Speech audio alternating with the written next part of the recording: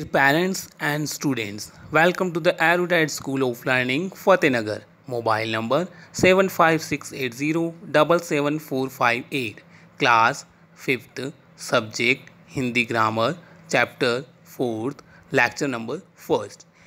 If you have any doubt in this lecture, then you just need to write in your notebook. Whenever your school class will be open, then you make clear to related teacher. यदि इस lecture में आपको कोई doubt या कुछ भी समझ में नहीं आता है तो आप अपने डाउट को रफ नोटबुक में मेंशन कर लें। जब भी हमारे स्कूल रीओपन होंगे तब आप अपने डाउट को सब्जेक्ट टीचर से पूछकर क्लियर कर सकते हैं। Okay, so today we will start the lecture number 1 of chapter number 4th।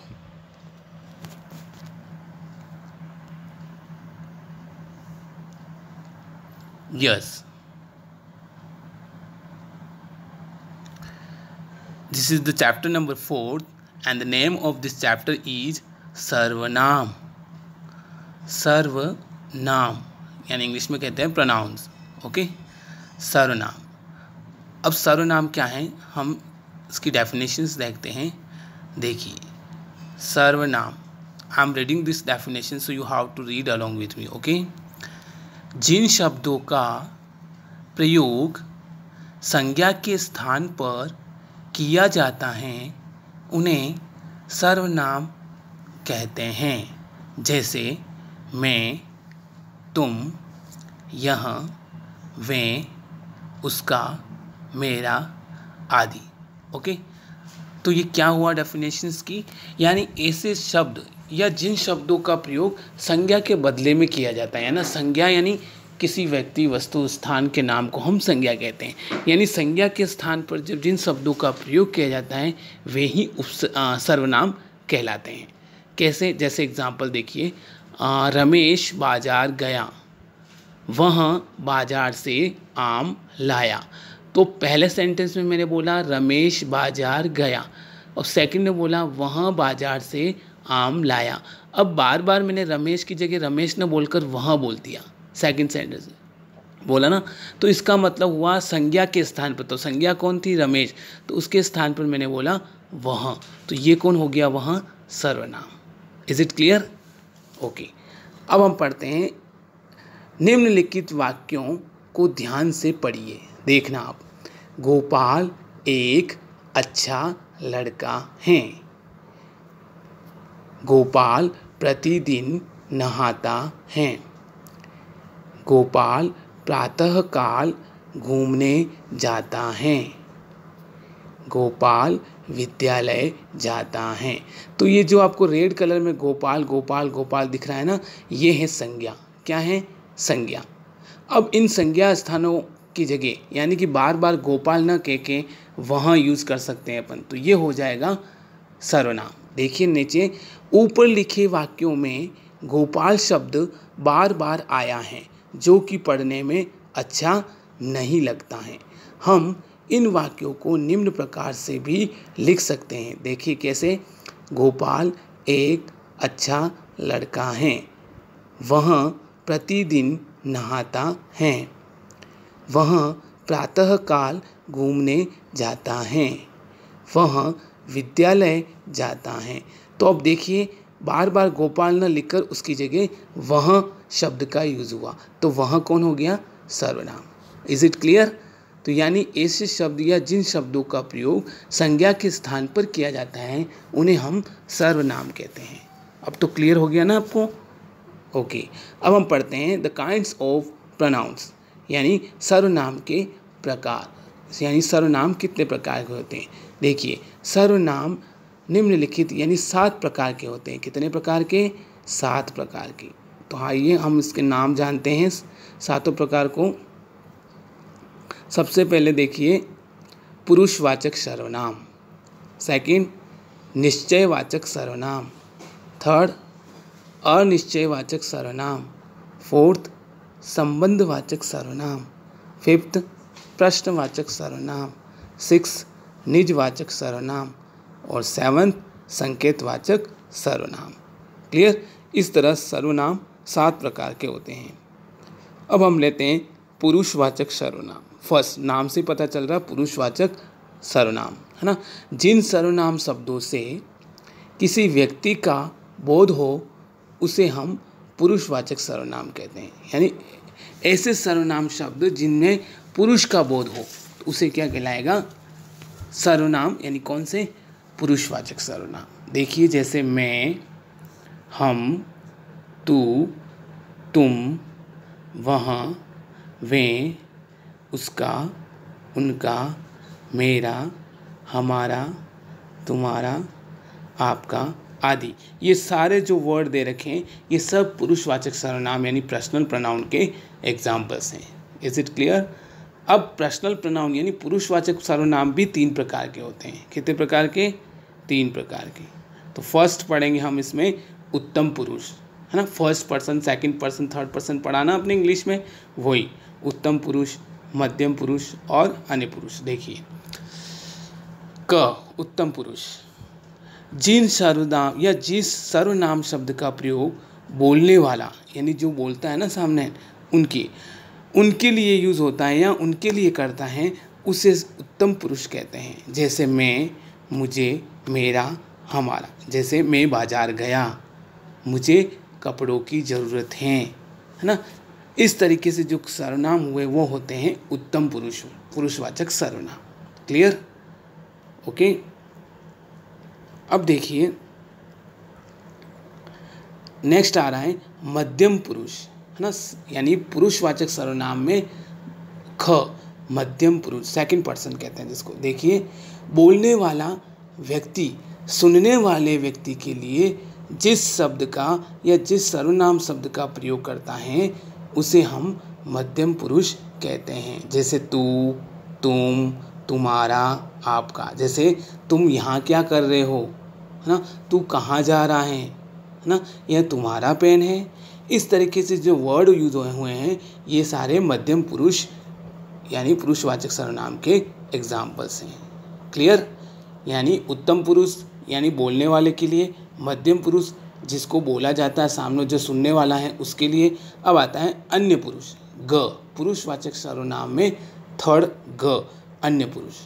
ठीक है, थर्ड पर्सन। देखिए वे सर्वनाम शब्द जो बोलने वाले तथा सुनने वाले के अतिरिक्त अन्य किसी तीसरे व्यक्ति के लिए आते हैं, अन्य पुरुष सर्वनाम कहलाते हैं। जैसे वहाँ, वे, कोई, उनका, उनको आदि। अब अन्य शब्द से ही पता चल रहा है, अन्य यानी कोई दूसरा, ना तो सुनने वाला न बोलने वाला, कोई थर्ड पर्सन, है ना। थर्ड पर्सन के लिए जिन सर्वनाम शब्दों का प्रयोग किया जाता है वे ही अन्य पुरुष कहलाते हैं। क्लियर? तो ये किसके पार्ट पढ़े थे हमने? पुरुषवाचक सर्वनाम के 3 पार्ट हैं, उत्तम पुरुष, मध्यम पुरुष, अन्य पुरुष। उत्तम पुरुष बोलने वाला, जिस बोलने वाले के लिए जिन शब्दों का प्रयोग किया जाता है उत्तम पुरुष, सुनने वाले के लिए जिन शब्दों का प्रयोग किया जाता है मध्यम पुरुष, और अन्य पुरुष न तो सुनने वाला न बोलने वाला, किसी अन्य के लिए जिन शब्दों का प्रयोग किया जाता है वह होता है अन्य पुरुष। क्लियर? अब हम पढ़ेंगे सेकंड नंबर का निश्चयवाचक सर्वनाम, है ना। निश्चय, डेफिनिट, नाम से पता चल रहा है। देखिए जो सर्वनाम शब्द किसी निश्चित व्यक्ति या वस्तु का बोध कराते हैं उन्हें निश्चयवाचक सर्वनाम कहते हैं, है ना। जो किसी निश्चित, है ना, व्यक्ति या वस्तु का बोध करा रहे हैं उन्हें क्या कहेंगे हम? निश्चयवाचक सर्वनाम। जैसे वह यहीं पढ़ रहा है, इस वाक्य में वह निश्चयवाचक सर्वनाम है क्योंकि वो डेफिनेट है, फिक्स है ना, निश्चित है, तो उसके लिए वह कौन हुआ? निश्चयवाचक सर्वनाम। क्लियर? अब आ रहा है थर्ड, अनिश्चयवाचक सर्वनाम, यानी निश्चयवाचक सर्वनाम का जस्ट अपोजिट, है ना। देखिए जिन सर्वनाम शब्दों को से किसी निश्चित व्यक्ति या वस्तु का बोध नहीं होता है उन्हें अनिश्चयवाचक सर्वनाम कहते हैं। जैसा कि नाम से पता चल गया, यानी जिन शब्दों का या जिन शब्दों से किसी निश्चित व्यक्ति या वस्तु का बोध नहीं होता है उन्हें हम अनिश्चयवाचक सर्वनाम कहते हैं। कैसे? जैसे एग्जाम्पल देखिए, यहाँ कोई नहीं आया, है ना, पानी में कुछ पड़ा है। इन वाक्यों में देखो, एक तो आया, यहाँ कोई नहीं आया, तो कोई कौन है? कोई निश्चित नहीं है, है ना, अनिश्चित है। तो ये कौन हुआ, कोई हुआ अनिश्चयवाचक सर्वनाम। दूसरा, पानी में कुछ पड़ा है, अब कुछ पड़ा है, कुछ अनिश्चित है, तो ये क्या हुआ, अनिश्चयवाचक सर्वनाम। क्लियर। अब आता है संबंधवाचक सर्वनाम। देखिए इसकी डेफिनेशंस। जिन सर्वनाम शब्दों का किन्हीं अन्य संज्ञा या सर्वनाम शब्दों से संबंध ज्ञात होता है अथवा जो दो वाक्यों अथवा उपवाक्यों को जोड़ता है वे संबंधवाचक सर्वनाम कहलाते हैं। क्या कहें कि जिन सर्वनाम शब्दों का किन्हीं अन्य संज्ञा या सर्वनाम शब्दों से संबंध बताता है या दो वाक्यों या दो उपवाक्यों को आपस में जोड़ता है, वे क्या कहलाते हैं, संबंधवाचक सर्वनाम। जैसे देखिए एग्जाम्पल, जो कठिन परिश्रम करता है वह सफल होता है। तो देखो यहाँ दो सेंटेंस जुड़े हुए हैं, दो उपवाक्य, कि जो कठिन परिश्रम करता है यानी जो कठिन मेहनत करेगा वह अवश्य सफल होगा, है ना। तो दो सेंटेंस आपस में जुड़े हुए हैं, संबंध बता रहे हैं ना, एक का संबंध दूसरे से, यानी कठिन परिश्रम करता है तभी वह सफल होता है। तो इन दोनों सेंटेंस का आपस में संबंध है। इस वाक्य में जो तथा वह शब्द एक ही व्यक्ति से संबंधित हैं, है ना। अतः जो तथा वह कौन हो गए, संबंधवाचक सर्वनाम। क्लियर। यानी जो, यानी जिसके लिए आया कि जो मेहनत करेगा वही सफल होगा, तो जो और वह, ये दोनों कौन हुए, संबंधवाचक सर्वनाम। अब आता है प्रश्नवाचक सर्वनाम। नाम से ही पता चल रहा है ना, ऐसे सर्वनाम शब्द जिनसे प्रश्न पूछे जाते हैं। देखिए अब डेफिनेशंस। जिन सर्वनाम शब्दों द्वारा किसी प्रश्न का बोध हो वे प्रश्नवाचक सर्वनाम कहलाते हैं, है ना। जैसे यह पुस्तक किसकी है, कमरे में कौन सो रहा है ना, तुम कहाँ जा रहे हो, थैले में क्या रखा है, आदि जो भी क्वेश्चंस पूछते हैं शब्द, वे शब्द क्या कहलाते हैं, प्रश्नवाचक सर्वनाम। जैसे इस वाक्य में आया था, यह पुस्तक किसकी है, तो किसकी कौन हो गया, प्रश्नवाचक सर्वनाम, है ना। कमरे में कौन है, तो कौन हो गया, प्रश्नवाचक सर्वनाम। क्लियर। इस तरह से प्रश्नवाचक सर्वनाम में प्रश्न पूछे जाते हैं। अगला, निजवाचक सर्वनाम।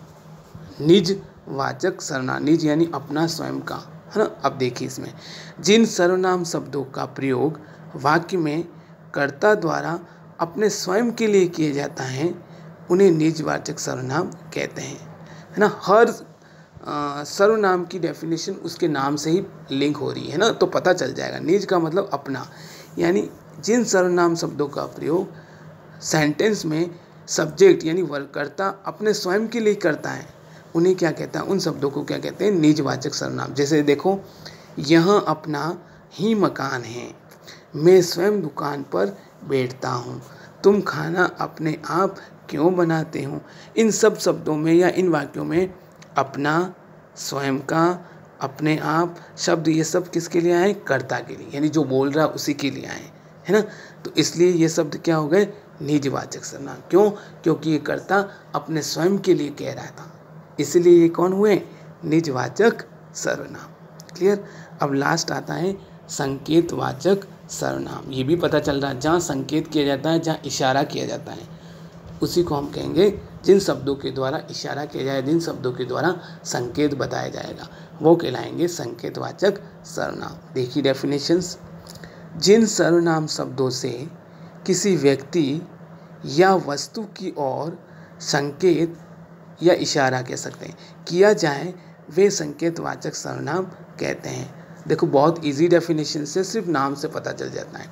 जिन शब्दों से किसी व्यक्ति या वस्तु की ओर, है ना, संकेत किया जाता है वे संकेतवाचक सर्वनाम कहलाते हैं। जैसे देखो, यह मेरी पुस्तक है, वे आम मीठे हैं, यह बेर खट्टे हैं। तो इस तरह से जो दिख रहे हैं ना, यहाँ, वे, है ना, तो वे, ये सब क्या है, संकेतवाचक सर्वनाम। देखो इन वाक्यों में यह शब्द पुस्तक की ओर, वे शब्द आमों की ओर संकेत कर रहे हैं ना, कि वे आम मीठे हैं, इसका मतलब वो आम की तरफ इशारा कर रहा है, वे आम, है ना।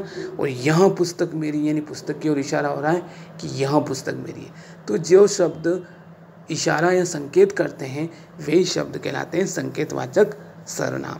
तो इस सेंटेंस में यह और वे क्या हो गए, संकेतवाचक सर्वनाम। Is it clear? I think आपको ये सर्वनाम टॉपिक क्लियर हो गया होगा। बहुत इजी है, आपको इसको 2 टाइम्स अच्छी तरह से वॉच करना है और जो भी प्रॉब्लम है वो आप रफ नोटबुक में मेंशन करना है। Okay, now I am giving you homework.